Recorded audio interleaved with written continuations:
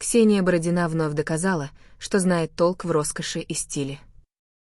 Ведущая с размахом украсила свой дом к Новому году, выбрав декор в эстетике Ральф Лаурен. Над оформлением пространства работала профессиональная команда декораторов. Ёлка в доме Бородиной сверкает огнями, кристаллами и стеклянными подвесами. Глубокие насыщенные оттенки создают атмосферу уюта и праздничного волшебства. Особое внимание привлекает камин, украшенный шарами, бархатными бантами и ветвями шиповника. По всему дому расставлены хвойные и ягодные композиции. Ксения призналась, что новогодний декор для нее — это прежде всего настроение. Телеведущая осталась в полном восторге от результата работы дизайнеров. Дом буквально сияет и выглядит как кадр из рождественского фильма. Поклонники засыпали Бородину комплиментами за вкус и внимание к деталям.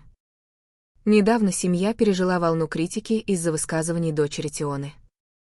Ксения жестко встала на защиту ребенка и поддержала ее мечты. Отчим девочки также осудил травлю в сети. Ставьте лайк и подписывайтесь, чтобы не пропускать самые яркие новости из жизни звезд.